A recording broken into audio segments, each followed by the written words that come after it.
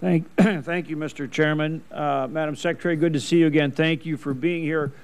Project that we had submitted for record of decision some years ago. We're still waiting for a final record of decision. It's the Red River Valley Water Supply Project. Would you be willing to commit to me that we can get together and you could give us a final decision one way or the other on that record of decision? Happy to meet with you on it and learn more about it. Deputy Secretary, do you know the status of the record of decision? I do not, but we certainly will get back to you on that. Yeah, we need to get a decision from you, and so could we agree to schedule something, get together, and get a frank discussion and a final decision? Sure, absolutely. That would be great. Second, I want to thank you for your willingness to come visit us in North Dakota. I appreciate it very much. One of the stops that we've got to make is at the Spirit Lake Nation, and I think it's very important. There's a situation where the Bureau of Indian Affairs has taken over the Child Protective Services. There are problems on the reservations need to be addressed. Your presence there, I think, could be a big help in terms of making sure the job gets done and getting a good progress report. And I'd like your thoughts and hopefully a commitment from you to do that. I'm very happy to work with your office on my visit to see how we can prioritize working that in with the other things that you'd like me to see in North Dakota. Good.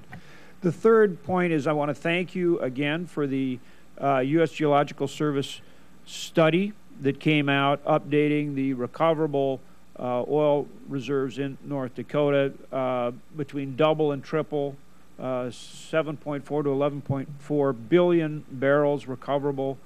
Industry thinks it's going to be even higher than that. Natural gas, almost 7 trillion cubic feet. Your study is very important because it's going to help us. We've got the oil companies in there, but we're growing so fast we need private investors and private developers in there building stores and housing and all of the different things that go with quality of life, restaurants, and in addition to the public investment we're making in roads and bridges and water supply and all that.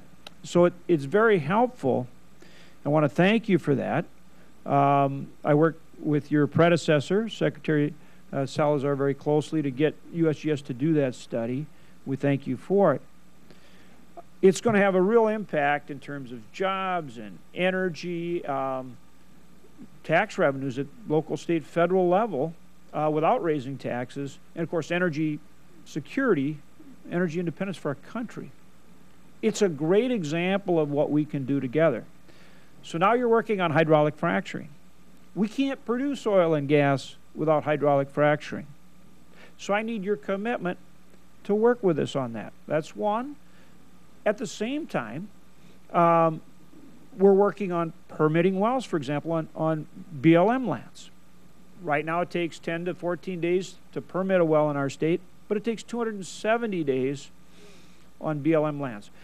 We've got energy legislation in our BLM Streamlining Act, which I think we got bipartisan support. I think you guys are on board with it. We actually work with some of your people to develop it. Point is this: we need your help streamlining the regulatory burden. And that's one of the things we're going to show you. For example, we're going to show you hydraulic fracturing, that we're transparent, and that we're open, we do it right, we do it well, but we create a lot of jobs and a lot of energy doing it right and well. So, specifically, where are you at with the hydraulic fracturing rules? Are you going to work with the states to make sure they work? And can we continue this model of the BLM Streamlining Act where we work together to streamline this regulatory burden? This is a win-win in a big way. So I know that's kind of a long question, but it goes to a big point here and a real opportunity, and I'd love your response. I'm happy to respond, and as I'm sure you recall from my confirmation hearing, I actually have fracked a well before. Yes, I do. Having been a petroleum engineer earlier in my career, I understand the process, I understand the risks, I understand the rewards, and it's essential and has been for decades in economically extracting the resource, and it can be done safely and responsibly. So I do understand that. Fracking rules, we're very close to releasing them. So I've said that it's a matter of weeks, not months, and so you won't have long to wait.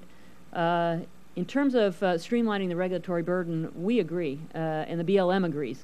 Yesterday, I had an opportunity to meet with Western Energy Alliance, which is small operators from throughout the West. We talked about this. I hate to keep bringing up sequestration, but we have a movement afoot to streamline and automate the process. When we do a line item by line item cut, it makes it difficult to do that because we don't have the flexibility on where we cut. The people are necessary to process permit applications, and they're being scaled back. So we're actually prioritizing authorizations for permits to drill and our inspections over additional leases. But the BLM is very committed to being more streamlined. There's some legislation that's had pilot offices that don't allow us to go beyond those pilot regions. We're asking for a fix to that.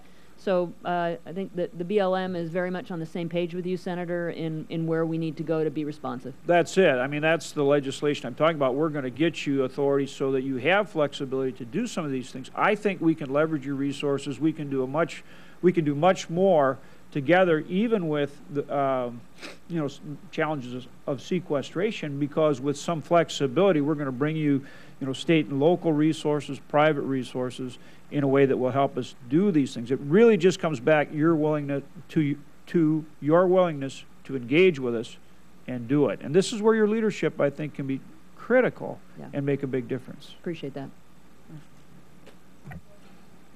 Well, first off,